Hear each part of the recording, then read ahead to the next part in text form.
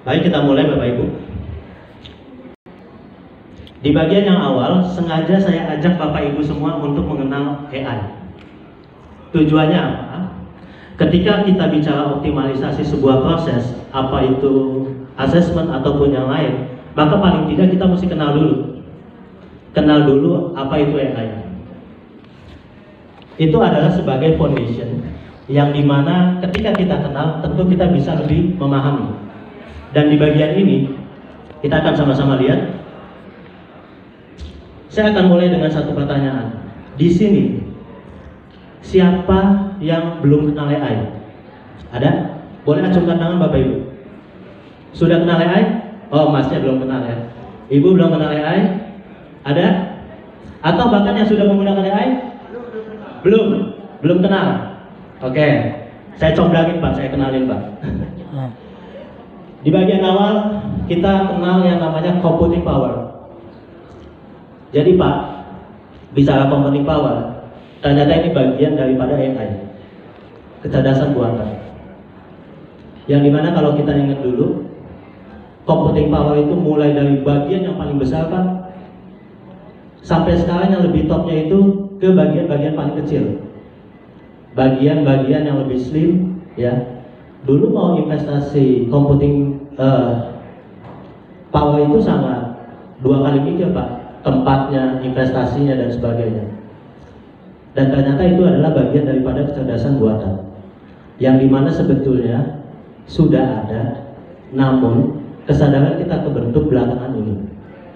Kemudian di bagian yang kedua, kita juga di sini mengenal yang namanya software open source. Jangan dilupakan bahwa ini adalah bagian daripada kecerdasan buatan. Banyak kita para praktisi ataupun company yang telah memanfaatkan yang namanya software open source. Tidak perlu investasi terlalu mahal, kita cukup subscribe. Nah, di bagian yang ketiga, di sini saya juga akan ajak Bapak Ibu bahwa kita juga belakangan ini sudah mulai menerima yang namanya IoT. Dulu kita masih resisten bahwa internet itu tidak mungkin. Tapi sekarang kita tanpa disadari hidup sudah berdampingan dengan internet.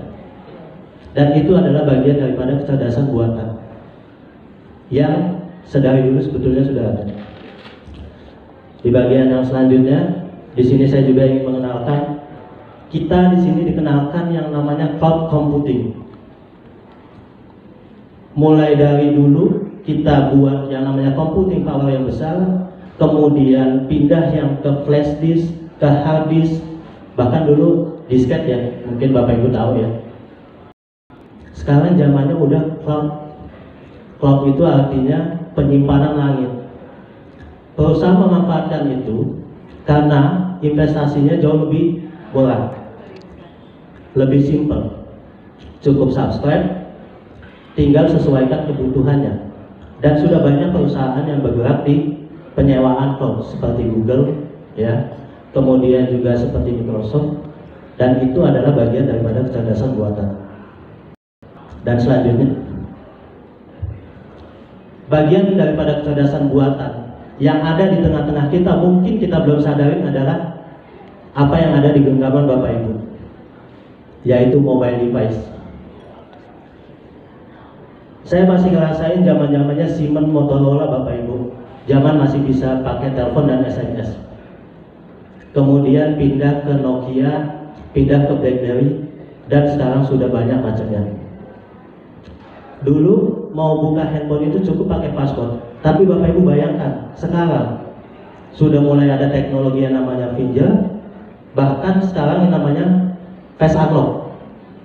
Dan itu adalah kecerdasan buatan yang mungkin ada di tengah-tengah kita, tapi kita fokus hanya di satu hal, gitu ya, yaitu GPT gitu.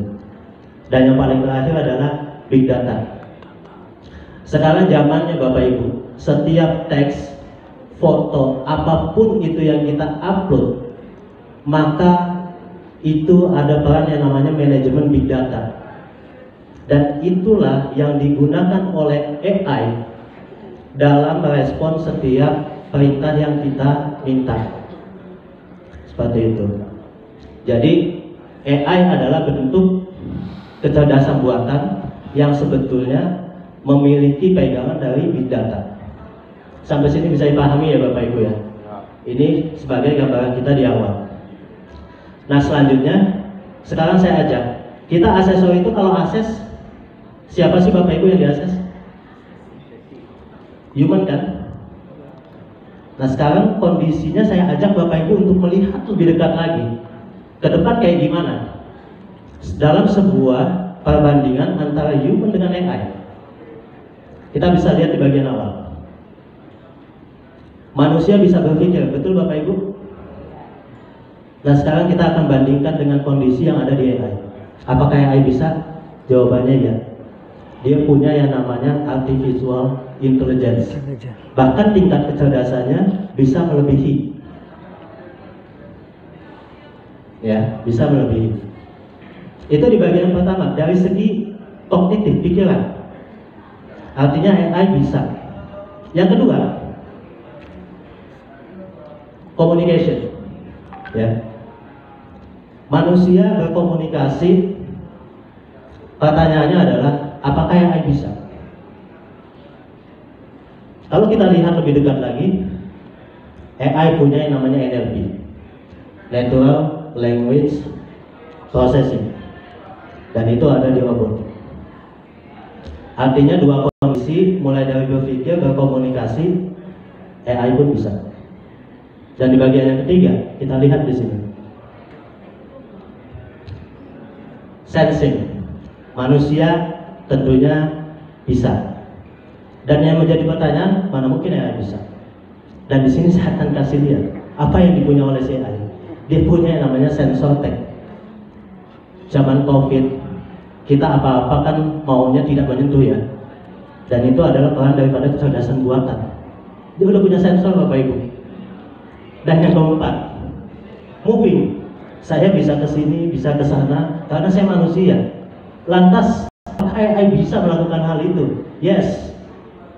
Contohnya ada di robotik. Dan sekarang udah banyak di China, Jepang, ya, para pramusaji sudah menggunakan robotik. Dan selanjutnya lagi, ini yang masih dipertanyakan. Kita bisa berimajinasi, apakah AI bisa? Sekarang sudah mulai muncul tenaga AI, yaitu dalam mixed reality.